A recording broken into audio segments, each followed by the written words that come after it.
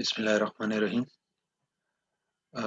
My name is Dr. Azam Hayat, Department of Microbiology, Ahmedabad University of Science and Technology.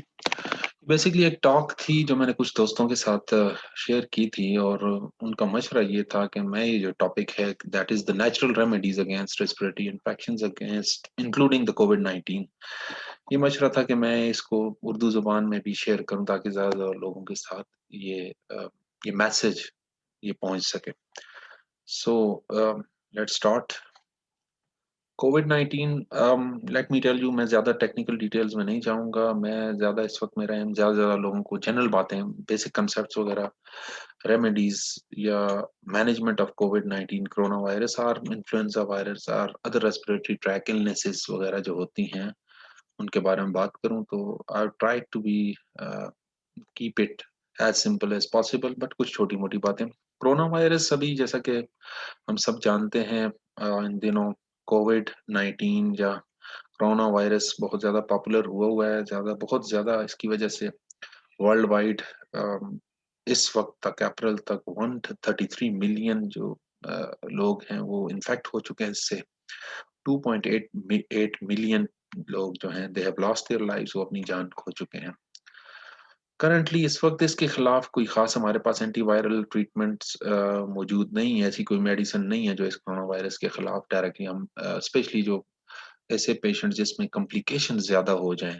ये virus बीमारी से एक simple flu से start करता है और सीवियर कॉम्प्लिकेशंस में ज़्यादा मसाइल में इसमें निमोनिया हो जाता है, अल्टीमेटली किडनी फेल्योर हो सकता है, डेथ हो सकती है इसकी वजह से।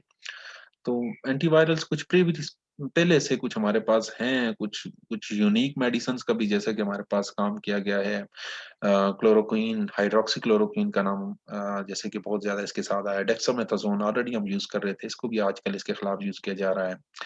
रेमडेसिविर, इवन लेपिनावर और रेटनोवर ये भी यूज़ की जाती हैं। एंटीबायोटिक जो एंटीबैक्टीरियल है एक्चुअली एज़िथ्रोमाइसिन वो भी यूज़ की जाती है। तो ये कॉम्बिनेशन है, मुख्तलिफ थेरेपीज़ को ट्राई किया जा रहा है, लेकिन इफेक्टिव है या नहीं, स्टिल वैलिड डेटा कम है हमारे पास। इसीलिए जो नॉन फार्मास्यूटिकल इंटरवेंशंस हैं, जैसे कि मास्क पहनना, सोशल डिस्टेंसेस बरकरार रखना, हाथ-साथ वगैरह धोना, ये ज़्यादा रिकमेंड किया जाता है कि precautionary measures they are suited best instead of treatment measures, कि एहतियात इलाज से बेहतर है। और इट इज़ आल्सो एस्टेब्लिश्ड, ये बात पता चल चुकी है कि पीपल जिनको पहले से डायबिटीज़ है, जिनका वज़न ज़्यादा है, जो हाई ब्लड प्रेशर के मरीज़ हैं, प्रीवियसली जिनको हार्ट का कोई और इश्यूज़ हैं, तो उन लोगों में कोविड की वजह से, कोविड-19 की वजह से डेथ रेट वो कंपैरेटिवली हाई है। सिम्पटम्स इसके बढ़ रहे हैं, most common symptom initially body pens वगैरह होता है, फीवर होता है, कॉफिंग होती है, देन शॉर्टनेस ऑफ ब्रेथ, साँस रुकता है बंदे का, बहुत मुश्किल साँस लेने में तकलीफ होती है। और इसके साथ-साथ अब जो एडवांस सिम्पटम्स हैं, इनमें डायरिया वगैरह की डेवलपमेंट आ जाती है। अपने ज़हन में एक बात रखें, कोविड की इसमें हम जो सिम्पटम्स में इनिशियल सिम्पटम्स आए हैं, हाई लेवल इम्यूनिटी जिन लोगों में है, कुछ लोग ऐसे हैं कोविड आया, इन्फेक्शन हुआ, कुछ नहीं हुआ। They are just as they were before, पहले की तरह बिल्कुल फिट नॉर्मल हैं। कुछ लोग ऐसे हैं जिनमें माइल्ड लेवल सिम्पटम्स हुए, कुछ बॉडी पेन हुआ, 1 आध दिन बुखार हुआ, मसला हल। कुछ लोग उनके सिम्पटम्स थोड़े से बढ़े, उनमें लॉस ऑफ स्मेल और टेस्ट रहा। इन लोगों की भी अच्छी इम्यूनिटी है, they have survived the infections. और इन सीवियर केसेस कुछ लोगों में जब ये बीमारी ज़्यादा कॉम्प्लिकेशन की तरफ आती है, तो उसमें बेसिकली वायरस जो है अपने आप को अपर रेस्पिरेटरी ट्रैक में, सांस की नाली में कॉलोनाइज करता है, उसमें उधर अपना नंबर बढ़ाता है ये वायरस। और उसके बाद वायरस खुद भी और सेकेंडरी इसके साथ साथ वायरस के साथ कोई बैक्टीरियल इन्फेक्शन भी होना शुरू हो जाते हैं, वो ज्यादा कॉम्प्लिकेशन काज करते हैं और जिनकी वजह से pneumonia, respiratory syndrome, kidney failure, death तक हो सकती है। कोरोना वायरस से बचाव के लिए मुख्तलिफ बातें हैं, अलामात भी आजकल हर तरफ मीडिया के जरिए आम की जाती हैं, तेज बुखार, नज़ला, खांसी, सांस लेने में दुश्वारी रहे। इसके अलावा एहतियाती तदाबीर बहुत ज़्यादा आम है कि आप टिश्यू को अगर यूज़ करें तो उसको ज़ाया करें प्रॉपर तरीके से, ये नहीं है कि कहीं भी फेंक दिया। मास्क पहनना बहुत ज़रूरी है, चीज़ों को जो भी है पका के इस तरह इस्तेमाल करें, हाथों को बाकायदगी से धोएं। इसके अलावा भी काफ़ी सारी चीज़ें आप मीडिया पे, सोशल मीडिया पे देखेंगे, बिला वजह अपने चेहरे को ना छुएं, भीड़ वाली जगहों को अवॉइड करें, ऐसी जगह जहाँ पे रश ज़्यादा, वहाँ जाना कम करें। आगे जो बातें मैं आपसे बताने लगा हूँ, मैं पहले ये बातें बता दूँ। हम लोग कुछ रेमेडीज़ के बारे में बात करने लगे हैं, जो कि हाउस होल्ड हमारे आम रोज़मर्रा इस्तेमाल की चीज़ें हैं, वो हम इस्तेमाल करते हैं। मैं यहाँ बिल्कुल क्लेम नहीं कर रहा, ये दावा नहीं कर रहा कि जो रेमेडीज़ हम मैं आपको बताने लगा हूँ, वो ऐसी हैं जी भई, बिल्कुल कोरोना से आपको बचा देंगी, बिल्कुल आप नहीं। मैं पहले ही इसके बारे में लिटरेचर अवेलेबल है कि ये ज़रूरी नहीं है कि आप अदरक ज़्यादा खाएँ तो आप ठीक हो जाएँगे, आप अम, हल्दी का इस्तेमाल ज़्यादा करें, आप भाप ज़्यादा लें, आप डिफरेंट कलर के सोप्स यूज़ करें, आप स्पेशलाइज़्ड डिफरेंट आप व्हाइट कलर के टिश्यू ज़्यादा यूज़ करें, तो उससे आपको कोविड नहीं, ये मिथ्स हैं। बट द पॉइंट इज़ ये सब चीज़ें अब मसाइल ये आ रहे हैं हमारे पास मेडिसिन में ख़ास तौर पे इस वक़्त जो बायोमेडिकल वर्ल्ड है, उसमें जो मसला आ रहा है, वो है एंटीबायोटिक रेज़िस्टेंस का। आप एंटीबायोटिक्स दे रहे हैं, वो इफ़ेक्टिव नहीं रही हैं, एंटीवायरल्स दे रहे हैं, वो इफ़ेक्टिव नहीं रही। जो जरासीम है, माइक्रो ऑर्गेनिज़म्स है, जो बैक्टीरिया या वायरसेस हैं, उनके अंदर तेज़ी से म्यूटेशंस आ रही हैं। वो कल की जो आपकी मेडिसिन्स थी, जो आप इफ़ेक्टिवली वो देते थे और इलाज हो जाता था, वो अब इफ़ेक्टिव नहीं रही। सो इसीलिए पूरी दुनिया जो है नई अल्टरनेटिव थेरेपीज़ की तरफ जा रही है। अब कॉम्प्लीमेंट थेरेपीज़ की बात की जाती है, अब बैक्टीरियोफेज फेज थेरेपी की बात की जाती है। अब ईस्टर्न मेडिसिन्स की तरफ वापस रुझान शुरू हो चुका है। तो बहरहाल you know we need to think over it. एक इम्पोर्टेंट बात यहाँ पे मैं शेयर करना चाहूँगा। अगर हम लाइफ की बात करें, सेल्स की बात करें, उनकी रेजिस्टेंस की बात करें, तो जो सबसे नीचे बहुत आसानी से ऐसी चीज़ जो लाइफ के लिहाज से मारी जा सकती है, वो लिपिड, वो ऐसे वायरसेस हैं जिनके लिपिड्स हों या जिनका साइज़ स्मॉल हो। फिर उसके बाद कुछ बैक्टीरिया आ जाते हैं, वेजिटेटिव बैक्टीरिया। फिर उसके बाद फंगस वगैरह, फंजाई नाम सुना होगा। Then non lipid small virus, ऐसे वायरस जिनकी नॉन लिपिड्स होती हैं, जिनके एन्वेलप्स वगैरह नहीं होते। फिर माइकोबैक्टीरियम या माइकोबैक्टीरिया ट्यूबरकुलोसिस का नाम अ, होगा आपके इल्म में, कॉक्सीडिया। फिर एक और वेरी डिफिकल्ट या रेजिस्टेंट फॉर्म ऑफ लाइफ जो बहुत मुश्किल है, जिसको मानो बैक्टीरियल स्पोर्स होते हैं। And then top of the level is are the prions, जिनको बहुत ज्यादा आप कह सकते हैं, इनको मारना जो है प्रायन के लिए स्पेशल प्रोसेसिंग चाहिए। अब इन्हीं माइक्रो ऑर्गेनिज्म के लिहाज से, इनको खत्म करने के लिहाज से लेवल्स हैं।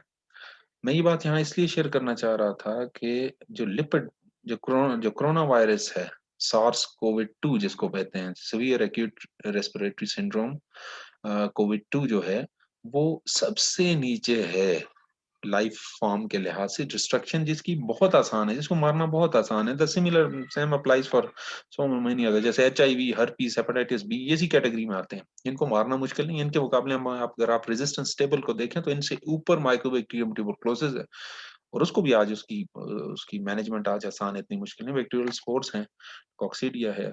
तो डाउन द टेबल में ये सबसे नीचे हैं। इसीलिए कुछ थेरेपीज़ में, कुछ ऐसी थेरेपीज़, प्लीज़ मैं अगेन दोबारा कहूँगा, ये थेरेपीज़ ऐसी नहीं है कि मैं कहूँगा एडवांस लेवल का पेशेंट है जिसको बहुत कॉम्प्लिकेशंस हैं, साँस में दुश्वारी है, बॉडी पेन्स हैं, बुखार रुक नहीं रहा, और वो बंदा इनमें ये माइनर लेवल थेरेपी पे जाए, I won't recommend it. However data जो है वो हमें सजेस्ट करता है कि दीज़ थेरेपीज़ जो मैं अभी बताने लगा हूँ, जिसमें सबसे पहले let's say steam inhalation therapy की बात हम करेंगे, तो ये एस्टेब्लिश्ड हैं कि they are effective in management of the disease, in prevention of the disease. आपको सांस की कोई और भी बीमारियां हैं, आपको इन्फ्लुएंजा का फ्लू वायरस है, आपको इसके अलावा कुछ बैक्टीरियल इन्फेक्शन है, सोर थ्रोट है, आपको नाइसीरिया का इन्फेक्शन है, तो ऐसे इन्फेक्शन जिनमें सांस की तकलीफें हों, इससे रिलेटेड इन्फेक्शन हों, तो उनमें भी ये थेरेपीज इफेक्टिव हैं। सबसे पहला स्टीम इनहेलेशन थेरेपी, भाप। भाप आपको आपके में होगा, बैक्टीरिया या वायरसेस को खत्म करने के मेथड को हम स्टेरिलाइजेशन बोलते हैं, और one of the most effective way of sterilisation क्या होता है कि आप मॉइस्ट हीट, भाप जो है वो जैसे कुकर की तरह के हमारे पास इंस्ट्रूमेंट्स होते हैं, ऑटोक्लेव होते हैं, उनके जरिए हम लोग बैक्टीरिया वायरस इनकी किलिंग करते हैं। And that is a very you can say most dependable, most widely used method sterilisation का, जिसके जरिए हम कंफर्म हो जाते हैं all sort of germs, microorganism, they are killed by moist heat और by steam under pressure। ठीक है जी, तो हम उसको यूज करते हैं। अच्छा, यही भाप हम एक तरफ हम लेबोरेटरीज में यूज करते हैं माइक्रो ऑर्गेनिजम्स को किल करने के लिए, या ऐसे मीडिया वगैरह इन चीजों को खत्म, जिनमें हम माइक्रो खुद ही ग्रो करते हैं, अपना काम करते हैं, और उसके बाद उनको खत्म करते हैं। अब यही भाप जब हम अपर रेस्पिरेटरी ट्रैक इन्फेक्शन के तौर पे लेते हैं, उनमें लेते हैं, भाप लें आप, ये बहुत रिकमेंडेड थेरेपी है। तो ये नरम करती है स्पुटम वगैरह को। अगला मसला क्या होता है कि वायरस जब अपनी रेप्लिकेशन, या कोरोना वायरस या अपनी फ्लू वायरस जब इनिशियली जब रेप्लिकेशन करते हैं, तो असल में उसके बाद म्यूकस, रेशा, बलगम जिसको, उसकी सिक्रीशन ज्यादा होती है। उसकी जितनी ज्यादा सिक्रीशन होगी उतनी ज्यादा मौका मिलता है और बैक्टीरिया को, डिफरेंट अदर माइक्रो ऑर्गेनिजम्स को इसके अंदर इन्फेक्ट करने का, इसके अंदर अपनी बायोफिल्म्स बनाने का, अपने आप को ज्यादा ज्यादा अपना नंबर बढ़ाने का। तो स्टीम जो है ये नेचुरली इसको लूजन करती है और रेशा वगैरह, बलगम जो है इसको निकालती है। तो इस तरह आपसे सेकेंडरी इन्फेक्शन से भी अपने आप को बचा सकते हैं। साइनोसाइटिस का जो दर्द होता है माथे वगैरह पे और आई वगैरह की सॉकेट्स का, ये दर्द ये बहुत इफेक्टिवली कम होता है। कोरोना की सूरत में ये बहुत ज्यादा होता है। तो इसको कम करने के लिए भी ये बहुत स्टीम भाप जो है इफेक्टिव है। और रिसेंट स्टडीज हमें ये बताती हैं कि 56 डिग्री सेंटीग्रेड का टेम्परेचर 15 टू 30 मिनट्स जो दिया जाता है, तो उससे सार्स कोविड 1 और कोविड 2 वो उसकी किलिंग हो सकती है, इफेक्टिव किलिंग हो सकती है। और मैंने मुख्तलिफ पेपर्स के रेफरेंसेस साथ दिए हुए हैं जो अवेलेबल हैं, आप खुद भी इनको चेक कर सकते हैं।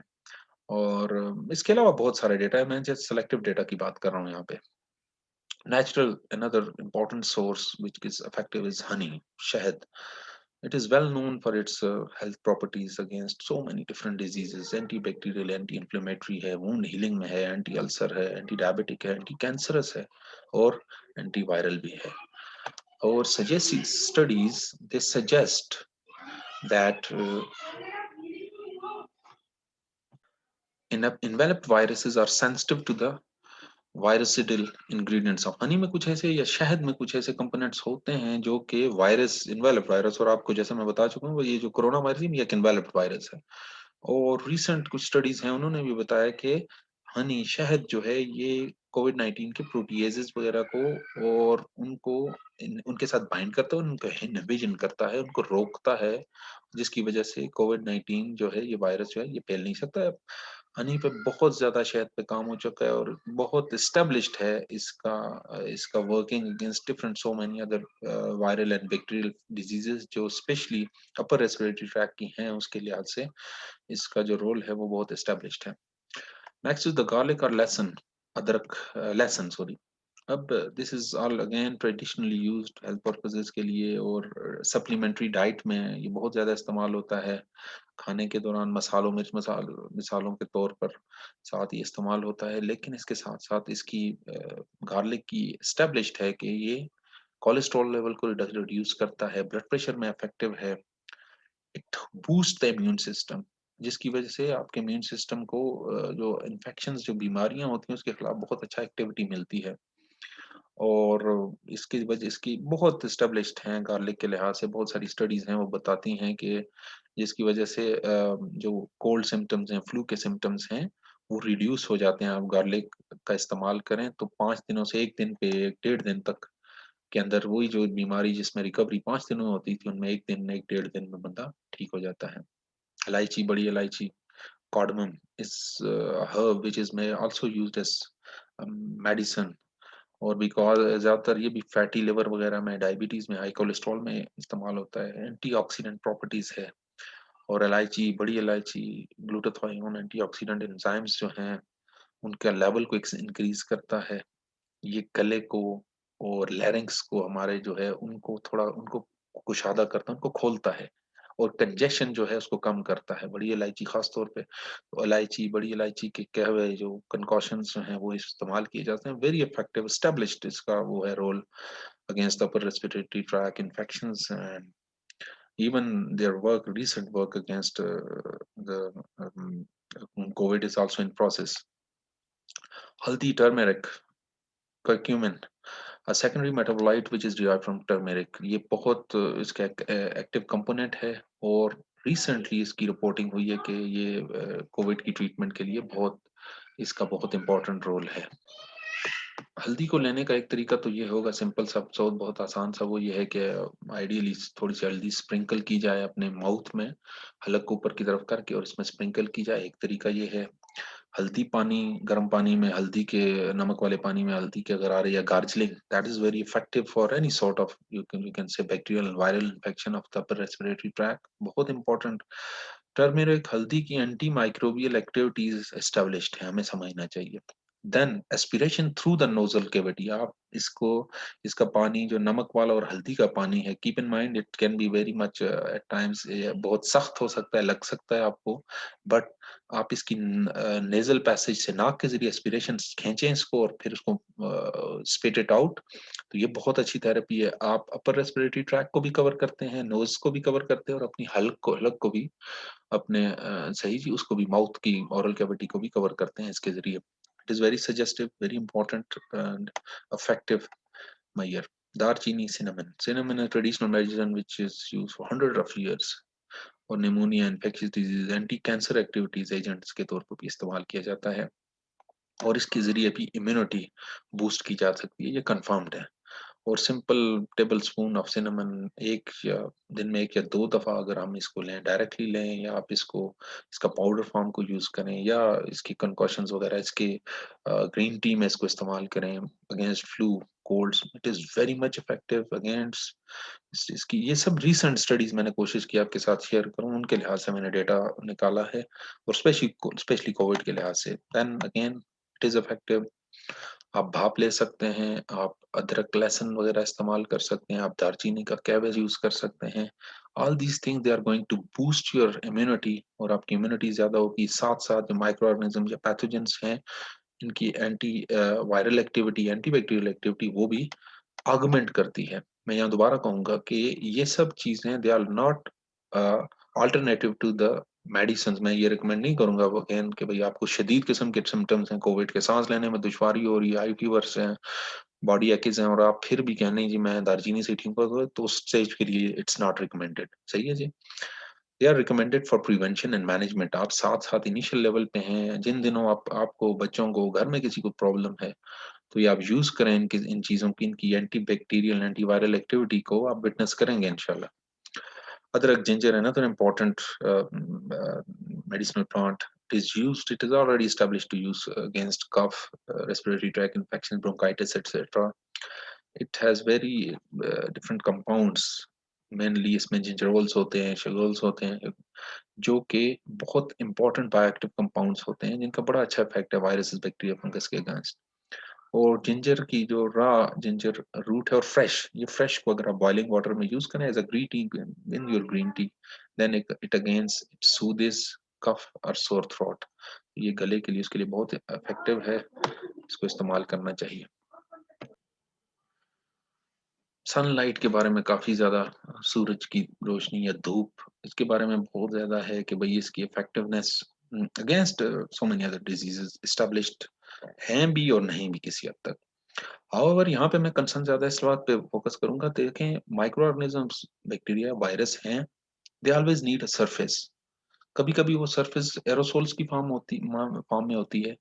अ पर्सन स्नीजेस, छींकता है इंसान या खांसता है, तो जो एरोसोल्स, जो ड्रॉपलेट्स उसके मुंह से निकलते हैं, इन्फेक्टिव बंदे की बात कर रहा हूँ, वो ड्रॉपलेट्स एज वो सोर्स मुहैया करते हैं, वो रेजरवायर होते हैं, वेहिकल होते हैं माइक्रो ऑर्गेनिज्म के लिए। हवा में डायरेक्ट वायरसेस या bacteria, they can't, specially the viruses, ये सरवाइव नहीं कर सकते खुली हवा में, ये एकदम से इनकी किलिंग होती है। एचआईवी जैसा वायरस भी सलाइवा में धूप में पड़ा रहे 15-20 मिनट बाद, जब सलाइवा जो है अगर वो, या इसके अलावा ब्लड प्रोडक्ट्स हैं जिसमें अंदर ये वायरस है, तो अगर वंस इसका जो मीडियम है वो एवोपरेट हो जाए, तो virus gets killed within 15 to 30 minutes. So viruses या बैक्टीरिया को, स्पेशली वायरसेस को, अपने सर्वाइवल के लिए कुछ व्हीकल्स चाहिए होती हैं, ठीक है जी। और those vehicles are aerosols, specially the respiratory illnesses, जो ऐसी बीमारियां जो सांस के जरिए, टीबी का जैसे होता है, फ्लू का वायरस है, कोरोना का वायरस है, मेनिंजाइटिस के इन्फेक्शन है, और बहुत सारे इन्फेक्शन हैं जो कि सांस के जरिए फैलते हैं, तो वो रेस्पिरेटरी ड्रॉपलेट्स के जरिए फैलते हैं, एक बंदे से दूसरे बंदे, या वो ड्रॉपलेट्स, ड्रॉपलेट न्यूक्लियाई हम इनको बोलते हैं, इनके साइज की वजह से, डिफरेंस की वजह से, तो उनके अंदर ये माइक्रो ऑर्गेनिज्म, उनके जरिए ये रिजाइड करते हैं। अब धूप का एक इफेक्ट ये बहुत सिंपल सा है कि सूरज की रोशनी एटलीस्ट ये काम तो करती है, जब टेम्परेचर इंक्रीज होता है तो उसकी वजह से इवेपोरेशन का रेट हाई होता है, जिसकी वजह से ये जो स्नीजिंग के जो एरोसोल्स हैं, जो ड्रॉपलेट न्यूक्लियाइज हैं, ये जल्दी से इवेपोरेट होते हैं। So that is one thing that is established कि भाई ये जितनी जल्दी खुश्क होंगे उतनी जल्दी बैक्टीरिया वायरस या वायरस स्पेशली ये किल हो जाता है, खत्म हो जाता है। इसके अलावा सनलाइट, सोलर यूवी जो है ये नेचुरल, ये प्रिंसिपल नेचुरल विरुसाइड एंड बैक्टीरियोसाइड है एनवायरनमेंट में, इसके जरिए भी बैक्टीरिया वायरसेस की किलिंग होती है। और साइंटिस्ट ने रिसेंटली यूवी लाइट रेज का, स्पेशली ए बी सी, इसकी 3 टाइप्स होती हैं, उसकी सिमुलेशंस के कुछ लैंप्स तैयार की हैं, और उसमें उन्होंने देखा है कि corona virus can be killed in less than 20 minutes by utilising the UV B rays. Ultraviolet जो बी रेज हैं उसको इन्होंने यूज किया, और बड़ा इंपॉर्टेंट, बड़े सक्सेसफुल एक्सपेरिमेंट्स हुए हैं, बड़े रिसेंट एक्सपेरिमेंट्स हैं। सो किसी भी बीमारी में नेचुरल इम्यूनिटी बूस्टर के तौर पे विटामिन लेने के लिए जिस्म के लिए ठीक है जी, उसके लिए जरूरी है थोड़ा धूप या सनलाइट में वो रहना। However it is very much suggested कि आप अपने एरिया में जहाँ वेयर एवर यू आर उधर का आप यूवी रे इंडेक्स को चेक करें। इट्स अवेलेबल, इंटरनेट पे अवेलेबल होता है। आप अपने सिटी का सिर्फ नाम and then UV ray index check करें, तो उसमें आपको बताया जाएगा कि ये रेटिंग में इस वक्त किस लेवल पे है, आप किस टाइम पे धूप उधर यूज कर सकते हैं, या सनस्क्रीन या यूवी सन ग्लासेस वगैरह यूज करनी होती हैं, वो भी सजेस्ट की जाती हैं। सो इसका ख्याल कर, तो ये ना हो कि बजाय आप धूप, आप एक बीमारी से बचने के बजाय आप अपने साथ सनबर्न ले रहे हैं और ज्यादा डिफिकल्ट बीमारियों की तरफ चले जाएं। इसके साथ साथ बहुत हमेशा से ये है कि बीमारी कोई भी हो उसके लिए अपना मजहबी तौर पर उसको उसको समझना, एक कांटा भी चुभता है तो उसके बदले में भी वो है, हमें मुसलमानों के लिए शफा, मतलब शफा है, नेकी है। हाउएवर अगली बात यह है कि अपने लिए दुआ करते रहना, अपने आप को बचाने के लिए दुआ करते रहना, जो भी जिस लिहाज से भी आपको मिले वो जरूरी है कि आप अल्लाह पाक से अपने लिए सेहत मांगें, सेहत तलब करें, दुआओं का खुसूसी एहतमाम करें, किसी भी बीमारी में खुसूसी एहतमाम करें। Thank you so much for listening to the talk.